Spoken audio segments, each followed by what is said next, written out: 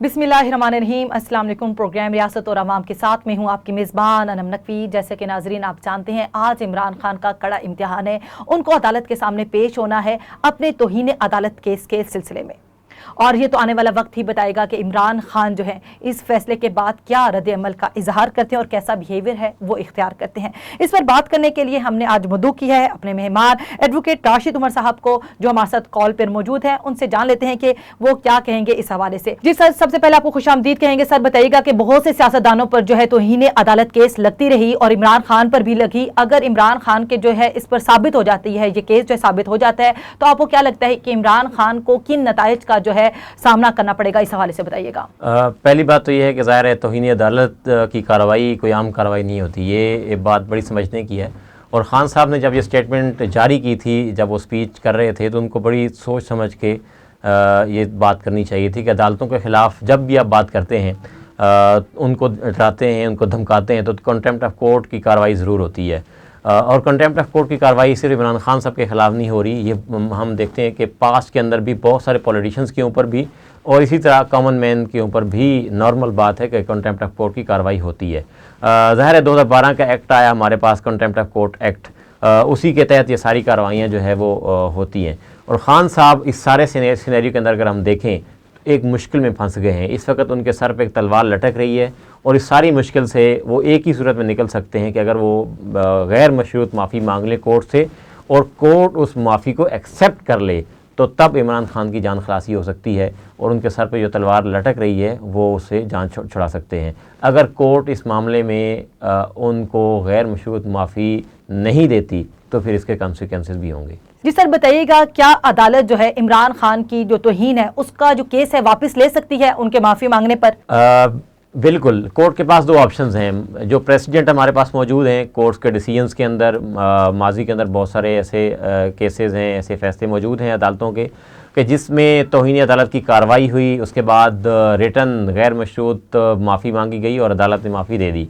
लेकिन ऐसा नहीं है कि ये लॉ है कि अगर आप गैर मशरूत माफ़ी मांगेंगे तो आपको माफ़ी मिल जाएगी। No, this is the sole जो डिस्क्रिशन है वो कोर्ट की है, कोर्ट और जजेस की है। अगर जजेस ये समझते हैं कि कंटेम्प्ट ऑफ कोर्ट गैर मशरूत माफ़ी से ओके है और हो सकती है माफ़ी, तो फिर कोर्ट माफ़ कर सकती है। अदरवाइज़ जजेस के पास पूरा इख्तियार मौजूद है कि जजेस माफ़ी, तहरीरी माफ़ी की सूरत में भी उस जिसने भी कंटेम्प्ट ऑफ कोर्ट की है उसके ख़िलाफ़ तौहीन अदालत की कार्रवाई करें और वो कर सकते हैं।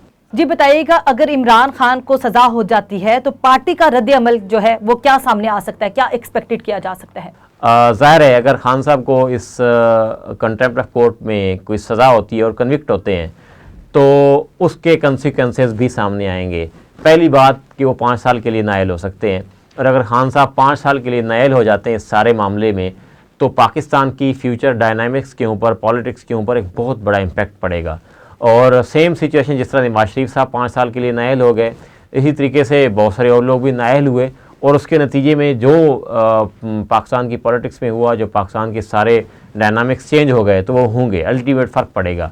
दूसरा क्वेश्चन आपका ये है कि पार्टी के ऊपर क्या इम्पैक्ट पड़ेगा। ज़ाहिर है पीटीआई के ऊपर इसका बहुत बड़ा इम्पैक्ट पड़ेगा और पार्टी 2 सूबों के अंदर इस वक्त रूलिंग कर रही है, फ्यूचर का इलेक्शन उनके सर पे है, उन्होंने एक प्लानिंग कर रखी है पूरी 5 साल की, 2 साल की या साल की, जो भी उनकी प्लानिंग है इलेक्शन के हवाले से, वो उनकी प्लानिंग बहुत हद तक जो है वो डिस्टर्ब होगी और बहुत सारे फैसला करने के अंदर, फैसला साजी में भी, पार्टी के अंदर भी, इंटरनल भी और एक्सटर्नल भी फैसलों के अंदर बहुत बड़ा इसका फ़र्क पड़ेगा।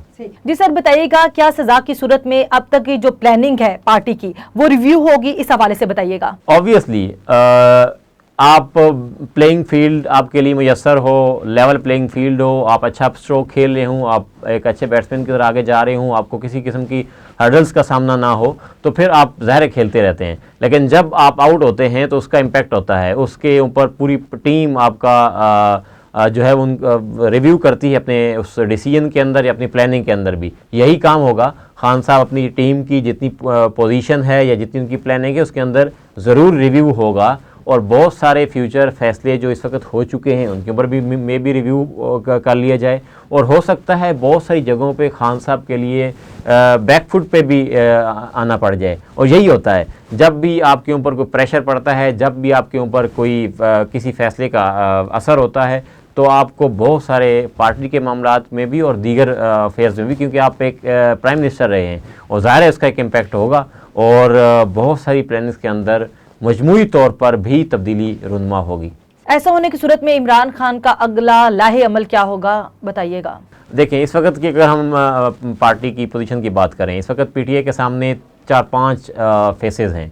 एक फेस, उनके पास 2 सूबों में हुकूमत है, उन्होंने उन 2 सूबों के अंदर एक अच्छी हुकूमत जो है वो लोगों के सामने रखनी है और एक अच्छा वहाँ पे निज़ाम लोगों के सामने पेश करना है, एक गुड गवर्नेंस का निज़ाम वहाँ पे पेश करना है, एक अपना मुस्बित और पॉजिटिव जो है वो जेस्चर शो करना है, ताकि उनके फ्यूचर के अंदर उनकी जो सीट एडजस्टमेंट है या जो भी उनकी पॉलिटिक्स है या जो भी उनके रिजल्ट्स हैं उसके ऊपर उसका इम्पैक्ट पड़ेगा।